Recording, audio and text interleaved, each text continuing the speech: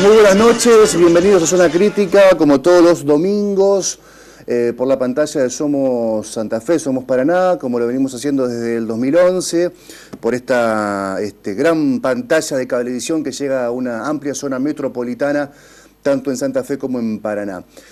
Obviamente, este domingo los principales análisis pasan por el debate que se generó en estos últimos minutos, en estas últimas horas, entre los candidatos a presidente.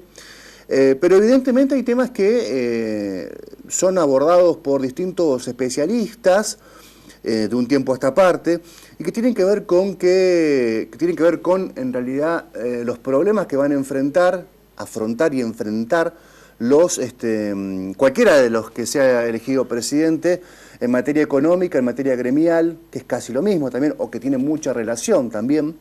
Y estamos escuchando algunas definiciones, hemos escuchado algunas definiciones de los espacios, de los distintos grupos de economistas que rodean a los candidatos, más del lado de Macri que del lado de Scioli, les diría. Y evidentemente esto no deja de perder mucha presencia, estos análisis, mucha presencia en la coyuntura, más allá que obviamente el debate ha sido muy, pero muy importante. Y que ha pasado en gran parte, ha pivoteado en gran parte por la cuestión económica y financiera de lo que se viene.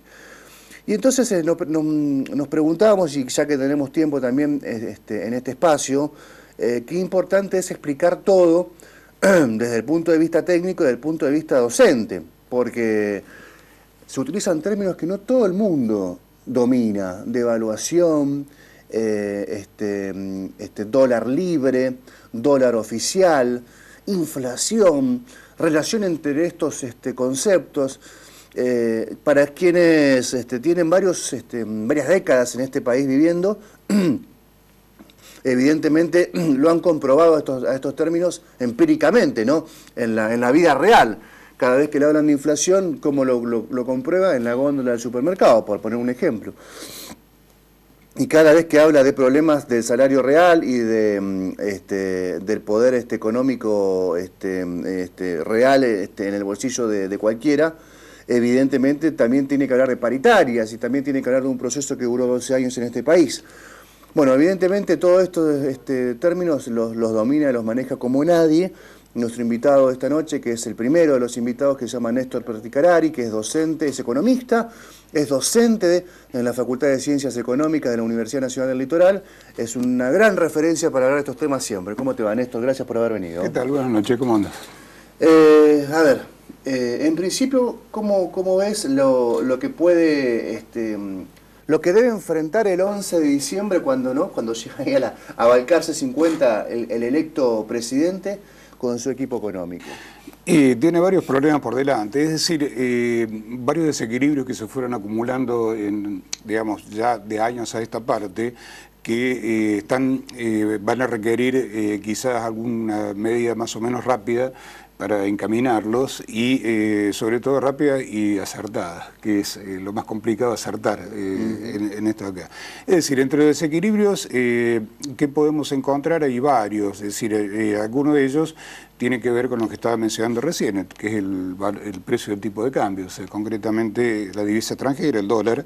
Es decir, que está claro que así como está en términos oficiales, subsiste únicamente en base al control de cambios y está generando muchos perjuicios en muchos lados, digamos, sobre todo cuando los costos fueron por una vía mucho más rápida y el precio el ingreso de esos productores, sobre todo mucha economía del interior que vive exportando, fue por otra mucho más lenta. Entonces, aquí vimos quebrantos donde en el sur, en la producción de fruta, acá en Entre Ríos, sí, en el norte de Entre Ríos, sur de Corrientes, con los cítricos, y bueno, y la producción agrícola en general que te da problemas. Está varias producciones, en el caso maíz, trigo, que se han estado achicando, tiene que ver con este problema acá, por lo tanto, eso está claro que va a requerir algún tipo de ajuste, porque así como está no funciona. Es decir, es impensable inevitable que bajen costos, o sea que nominalmente los costos bajen, por lo tanto la solución por lo menos va a tener que ser vía tipo de cambio. Ese es uno de los problemas que hay. Acá se habló de dólar libre, ese tipo de cosas. Bueno, el dólar libre en realidad no existe, un dólar libre existe en los libros únicamente. En todos los países hay más o menos intervención sobre el mercado de divisas. Lo que no hay en todos los países es lo que tenemos acá, que es el tema de control de cambios, que quizás a eso se estaban refiriendo cuando se habló de dólar libre. ¿El famoso cepo? El famoso cepo, sí, control de cambios, que quiere decir, bueno, que la autoridad decide a quién sí, a quién no y cuándo. Decíamos, ese es el problema. Digamos, eso es uno de los temas, ¿por qué? Porque cuando se implementa, a partir del año 2011, Argentina tuvo un brusco freno, o sea, una caída total en la entrada de capitales, por ejemplo. O sea que de ahí en adelante tuvo que vivir con las exportaciones solamente, con los saldos que tenía, que encima se fueron achicando cada vez más. O sea que eso condicionó mucho y la llegada, diríamos, que uno observa ahora, la cantidad de divisas netas que le quedan, vamos a tener, son muy pocas. O sea, lo que es neto de divisa, cuando uno descuenta los préstamos, ya sea de China, de Francia, o los encajes de los depósitos bancarios o los depósitos que se hicieron a nombre de los acreedores, los holdouts, buitres, como quieran llamarle, que no fueron cobrados. Es decir, cuando uno descuenta todo eso, ve que realmente queda muy poco como capacidad de intervención del Banco Central, que es otro tema que se van a tener que enfrentar. Es decir, el tema del control como tal no resiste más, pero el problema es que tampoco, hoy no veo capacidad para hacerle frente al levantamiento del control. Digamos, eso es un dilema que no va a tener que resolver y acertar con la resolución, porque eso, digamos, un error ahí puede desbarrancar. Una pregunta, seguramente que para ustedes, para vos es de manual, y para nosotros también lo termina siendo. ¿Qué significa devaluar y qué impacto tiene en la vida real del hombre de a pie inmediatamente? Sí, devaluar en realidad es aumentar el tipo de cambio, ese es el problema. Y acá pero que podría hacer desaparecer, por ejemplo, el llamado dólar blue al mismo tiempo. Manejarse con un dólar oficial.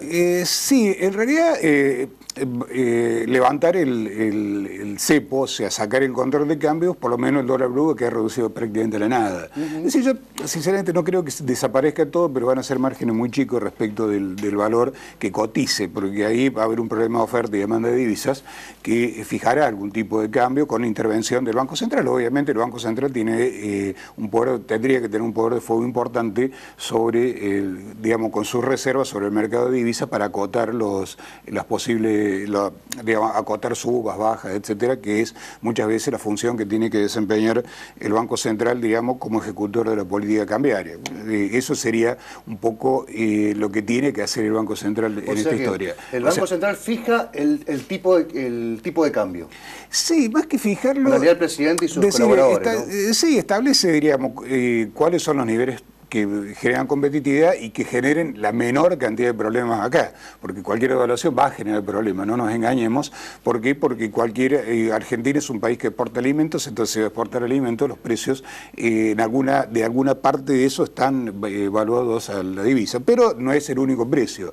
Es decir, es importante, pero no es el único precio. Obviamente que una devaluación va a tener algún impacto sobre los precios. Ahora, depende cómo se tome, que es el otro problema. ¿Por qué? Porque la última que se intentó, que fue en enero del 2014, o sea, ese día que acomodaron un 22%, que fue más del 30% en pocos días, con que nos encontramos que eso rápidamente fue a los precios. Ahora, el problema es que en lo que hace a manejo antiinflacionario global, me refiero, o sea, lo que está por encima, al margen de los acuerdos de precios, la política de ingresos que se lleva adelante, lo que tenemos por arriba son las políticas fiscales y las políticas monetarias. Es decir, si yo tengo un Estado altamente deficitario, que es otro de los problemas que van a tener que hacer frente, o sea, con un déficit que excede a los que nos llevó a la hiper, ya, pero que es una idea, el déficit fiscal que tenemos, y si lo financiamos emitiendo dinero, cualquier devaluación rápidamente sube los precios. O sea, eso no hay ni una clase de duda. ¿Qué significa emitir dinero? Emitir dinero, eso, darle a la maquinita, como se dice habitualmente. Está bien. Pero ¿quién autoriza a emitir dinero? ¿El Banco Central? El Banco Central. Pasa que el Banco Central acá en Argentina se ha convertido en una dependencia independencia más del Poder Ejecutivo. Es decir, es un ente autárquico, autónomo, debería serlo. Debería tener mayor independencia. Tampoco uno puede decir debe ser totalmente independiente, es decir, no hay bancos centrales, claro. Todos coordinan la política monetaria con el resto de las políticas que fija la fiscal, la cambiaria, la que fija el gobierno, diríamos. O sea, todos la coordinan, es decir, debe estar coordinada. Pero claro, de ahí a que sea el monedero de donde va a poner plata es otra historia, que es un poco lo que está pasando acá. Por eso es un tema, digamos, si cualquier medida cambiaria debe ser adoptada en un contexto, diríamos, de cambios en la política fiscal y una regla monetaria bastante clara, como para decir, bueno, ¿cuáles son los límites de todo esto acá? Porque si no le ponemos límite a eso, de hecho lo que vamos a tener es un impacto rápido en los precios. Eso no hay ninguna clase de dudas a dónde va una devaluación rápidamente. Pero eso va a pasar con uno o con otro, digamos. Mira, es un tema que es indistinto de quien llegue, porque los problemas son los mismos para... los problemas, lo que yo te estoy relatando no es un problema desde el punto de vista político o de un partido determinado, sino son los problemas que van a tener que hacer frente el que llegue.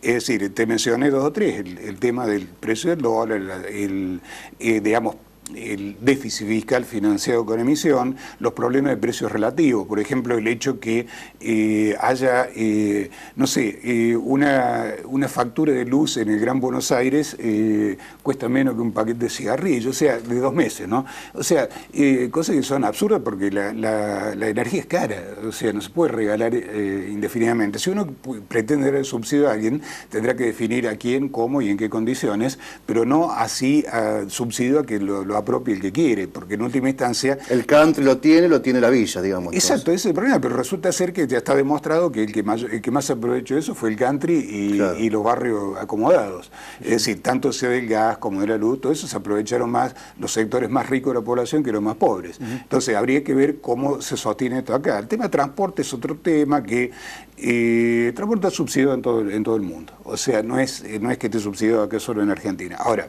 el problema no puede ser que allá estén pagando 2 pesos por un recorrido mucho más largo que en Santa Fe cuesta 8. Digamos, esas son las asimetrías que van a tener que resolver también.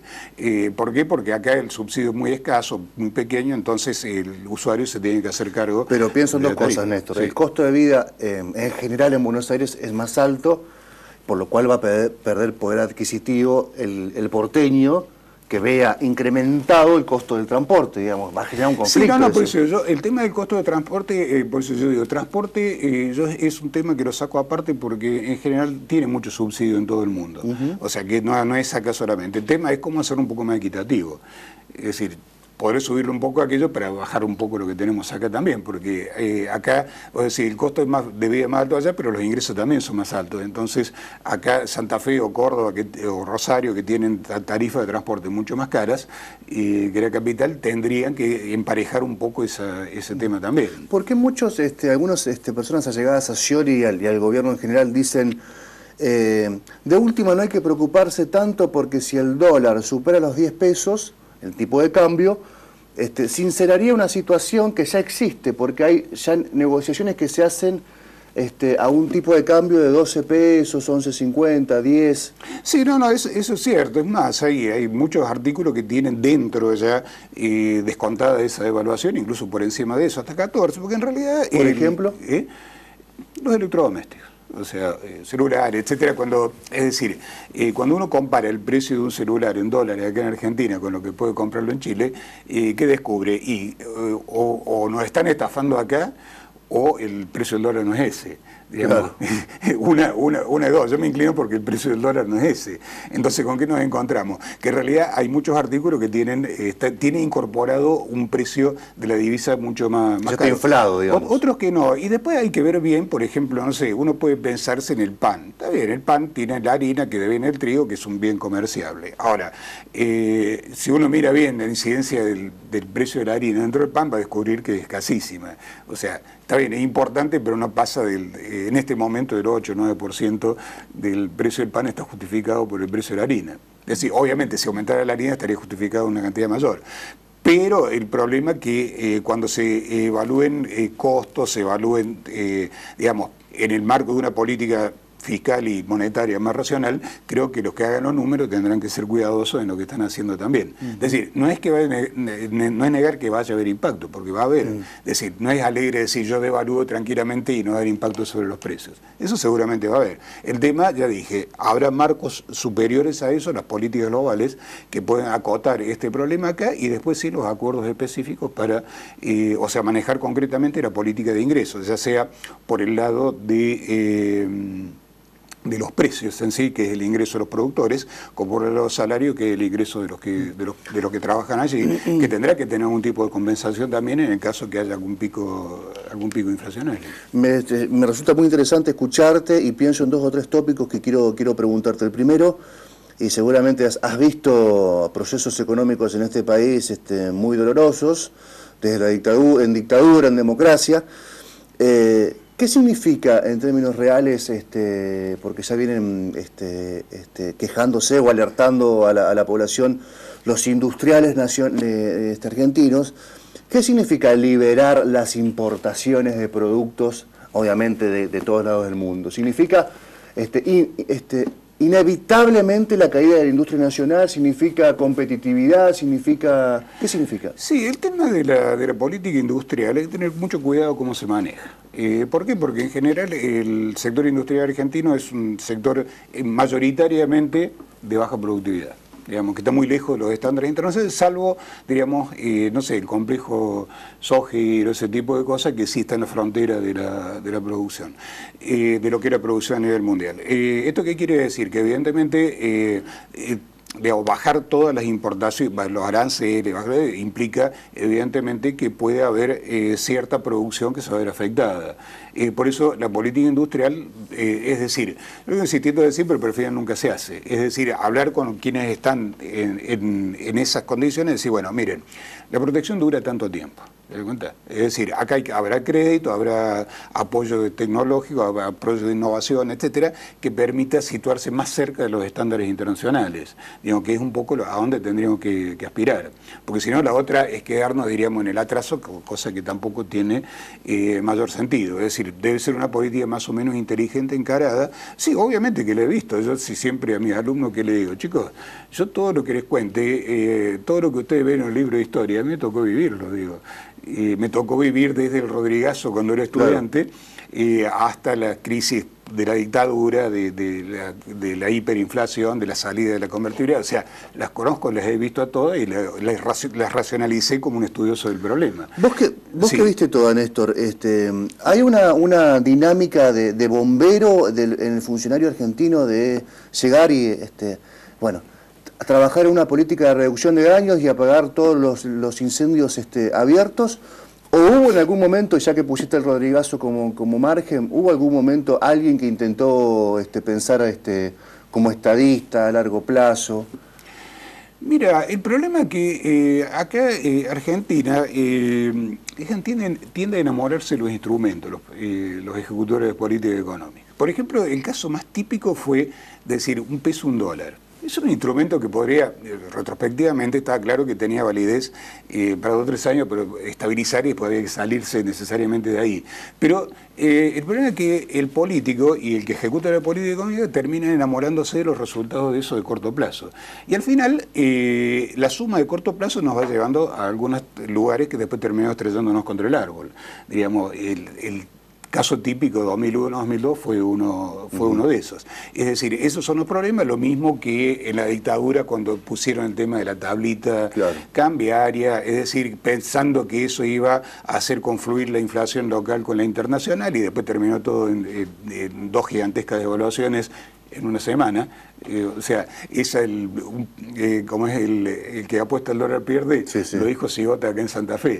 Y fue 40% el lunes y otro 40% el jueves, o sea, 100% en una semana. Es decir, eso fue, por ejemplo, entender que bajar aranceles y poner ese mecanismo cambiario implicaría mejorar la vida. No tiene mejorar la vida de un grupito que pudo viajar al exterior, qué sé yo, pero la gente se fue quedando sin trabajo y al final terminó una economía mucho más chica, con mucho más pobres de lo que teníamos al comienzo, que eso es un poco lo que hay que tener en cuenta, digamos, en el diseño de políticas de largo plazo. plazo. Es decir, ver cuáles son las ventajas que realmente tiene Argentina, porque las tiene, y desarrollar bien esas ventajas. O sea, por ejemplo, toda la producción alimentaria, agroalimentaria, es un país que tiene ventajas propias para poder hacerlo, y habría que pensar seriamente en desarrollarlas al máximo posible. Digamos, la idea esa de transformar esto de lugar de exportar contenedores, de exportar a granel, exportar a la góndola, eso es importante, habría que intentarlo, habría que ir haciéndolo.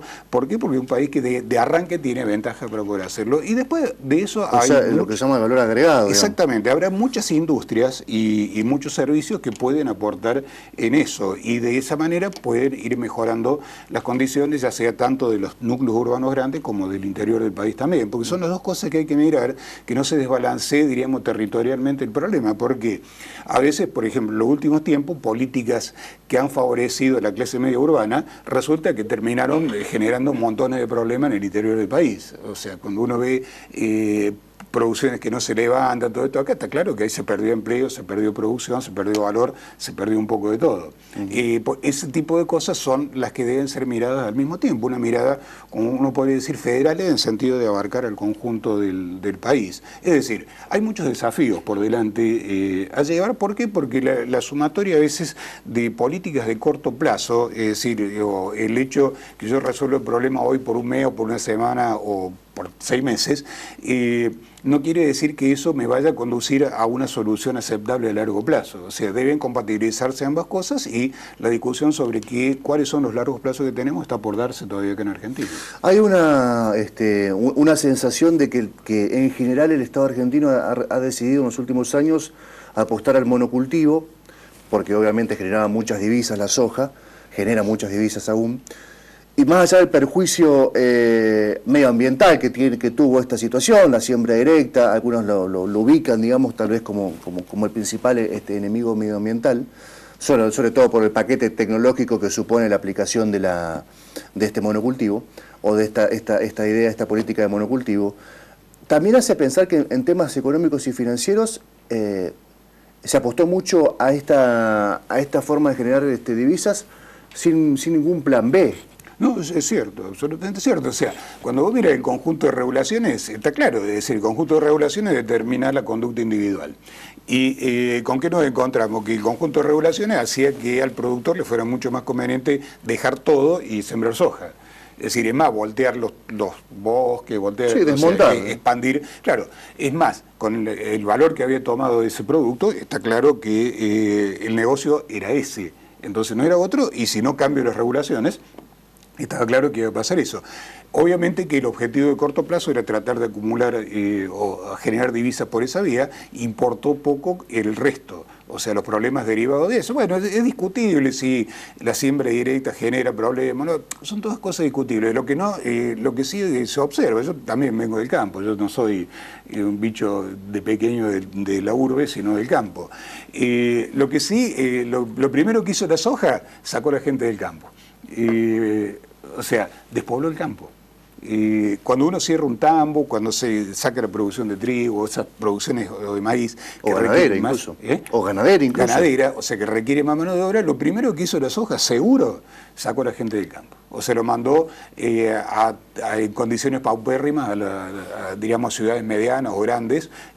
Lo vemos acá en Santa Fe, o sea, Rosario, o sea. Entonces ahora estamos viendo el tema de lo que es la migración interna que provocó ese tipo de producciones. Eso no está puesto en discusión. Digamos, cuando uno lo mira, está claro que el modo de producción o el esquema productivo ese fue el primer impacto que tuvo. Entonces, el problema es cómo amortiguar eso o qué políticas se dan. Está bien, si la sociedad hubiera consensuado eso, está bien, hay que consensuar el resto de las políticas para evitar que los impactos fueran de esa manera, que toda esa gente fuera a terminar en las villas, el pasto del delito, del narcotráfico, etcétera, que es un poco lo que donde termina un poco esa historia. Digamos, son esas cosas que hay que mirarlas en su conjunto para no perderlas. Eso en realidad tiene que ver más que con lo macroeconómico inmediato, con las pautas de desarrollo de largo plazo que se tiene que fijar un país. Es decir, lo macroeconómico inmediato es cómo resuelve una coyuntura complicada, que puede ser por la caída de la inversión, que la economía crece poco, que no genera empleo, son esas cosas que hay que resolver en forma inmediata, pero sin perder de vista los problemas eso de largo plazo. O sea, digamos, ¿a qué patrón de desarrollo estamos apuntando? Y eso obviamente... ¿Y qué país en la región pensó en un plan B? ¿O tiene un plan B? Y mira, en general son los países más chicos los que se han preocupado más. El caso de Chile, por ejemplo. Chile es un país que tiene pocos recursos. Ellos no tienen lugar para hacer políticas disparatadas de corto plazo. Es decir, ellos, está bien, tienen todos los problemas que tienen, pero de no haber sido rigurosos serían mucho más graves. El caso de Brasil, por ejemplo, estamos viendo que no lo tenía. Es decir, parecía que lo tenía y resulta que cuando vemos los problemas que tenemos, que tienen ahora, y que es más, muchos de ellos llegan acá, vienen, o sea, impacta sobre la economía nuestra. Entonces está claro que ellos también habían seguido un patrón de monocultivo, de expansión de la frontera agrícola de esa vida, de incrementar la producción de soja, también de un esquema de protección que por un tiempo parece que funcionó mejor que acá en Argentina. Pero parece que también se agotó. Da toda la idea que el esquema cuando empiezan a caer los precios internacionales. Es decir, hoy tenemos precios, por ejemplo, de la soja, que estamos hablando, que están al 60% de lo que de un estándar que habían alcanzado. Sí. Entonces está claro que eso le golpea a la Argentina, le golpea también a Brasil, que había centrado mucho políticas de desarrollo en eso, y a la par tiene estos problemas. Es decir, hay países que lograron, digamos,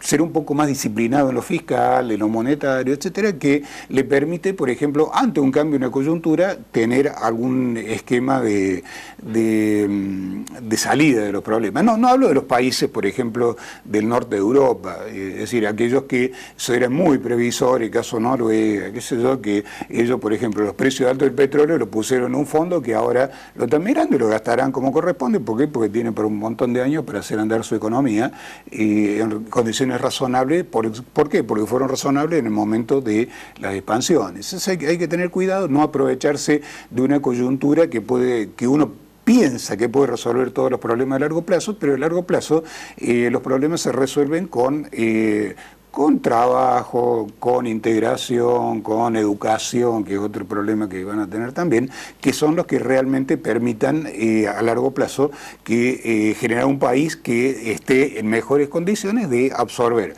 tanto las expansiones como de absorber, digamos, sin tanto impacto las recesiones o caída en los precios de los bienes que exporta. Y esos son desafíos. Por eso el problema del corto y el largo plazo es un tema que acá en Argentina se discute poco el largo plazo, digamos.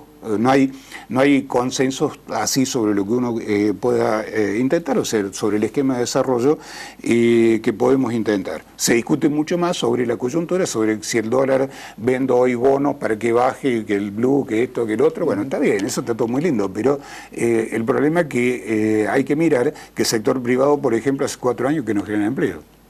4 años. 4 años. Y no te digo nada de los resultados de las pruebas de educación. Que uno mira, digamos, está bien, uno mira el resultado de las pruebas PISA, lo que sea, pero yo soy docente el primer año en la facultad y sé lo que viene ahí.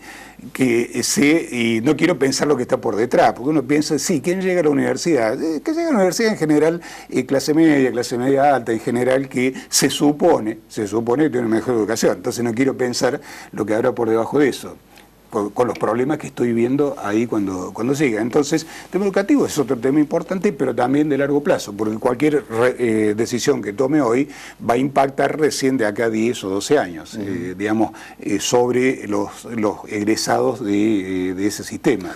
Si no, vamos a tener ahí la condición... Otro problema. Otro problema. Sí, por eso son varios, pero eso ya está dentro del esquema de desarrollo de largo plazo. Hay que ser muy coherente, no errarle tampoco eso. ¿Por qué? Porque aquí hemos tenido experiencias que han sido complicadas. Yo, decir un año en la facultad, con el resto de los docentes ahí de la cátedra, el primer año agarraron la cabeza, che, ¿qué pasó? ¿Qué había pasado? Habían llegado los alumnos del polimodal, que fue un fracaso estrepitoso. ¿Por qué? Porque no logramos que entendieran una consigna de lo que le estamos dando. O sea, un año vimos que pegó un bajón eso, pero notable, entré a discutir, claro, ¿qué pasó? Claro, había pasado eso. Pues son ese tipo de cosas que hay que tener cuidado con lo que se hace. ¿Por qué? Porque los impactos son de largo plazo y las correcciones también son de largo plazo. La última, Néstor, la verdad que agradeciéndote mucho por haber estado aquí y charlar con tiempo estos temas que son tan complejos. Hace algunos días un amigo me comentaba, me decía esto: tengo 100.000 pesos ahorrados, tiene una familia tipo, es de clase media, y me dice, la verdad tengo un gran problema, porque no puedo ampliar mi casa con esta plata, con lo que quiero hacer, por supuesto, me decía. No puedo comprar un segundo auto, porque la verdad que los autos están por encima de ese valor, y los que están por debajo tienen sus años.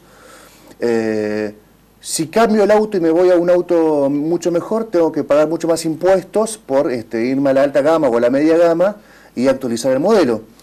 Y la verdad me dice, no puedo comprar dólares porque tengo miedo de perder mucha plata si este país o en el país después de diciembre se modifica el estado de las cosas. Y yo me puse a pensar, realmente, obviamente hay gente que no tiene plata, no tiene poder de ahorro, pero hay una clase media que probablemente haya tenido una capacidad de ahorro de 100.000 pesos y hoy está frente a un gran problema. Sí, no sabe qué hacer con eso.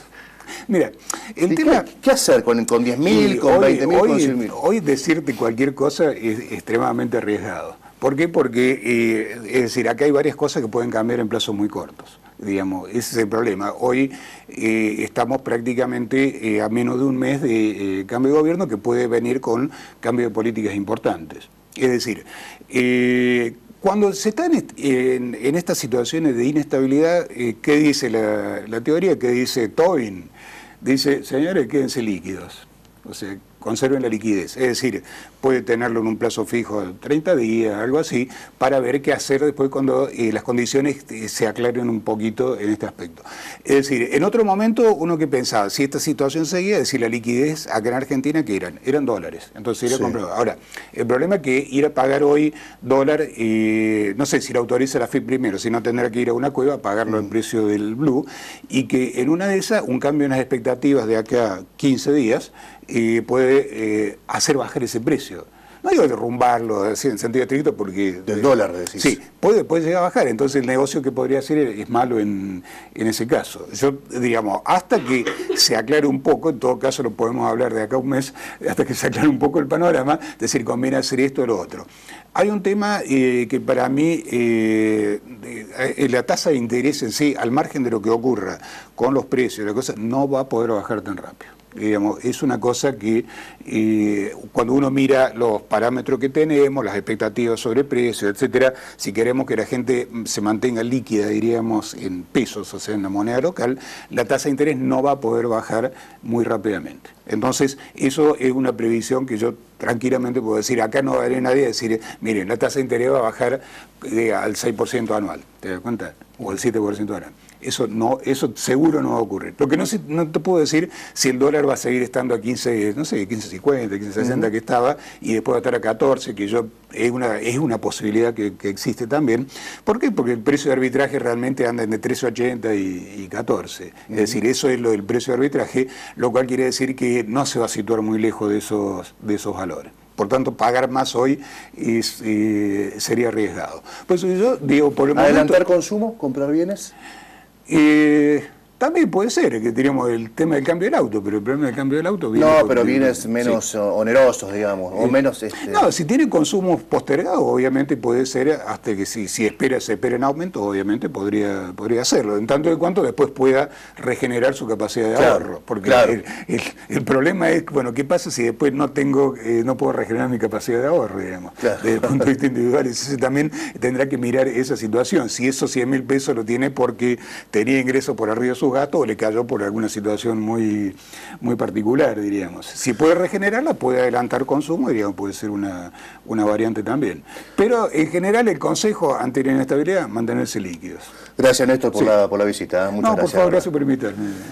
Néstor Perticarari, hemos charlado media hora con Néstor Perticarari, se nota que es docente, que le puede explicar las cosas de manera simple, es un apasionado, no ha tomado agua desde que arrancó a hablar, así que suponemos que con los alumnos es igual. Nosotros, por lo menos a mí, me clarificó los conceptos que les venía diciendo al principio, los conceptos de inflación, de devaluación, de paritaria, de conceptos que tienen que ver con la economía, otros que tienen que ver con lo financiero, que no es lo mismo, aunque parezca igual.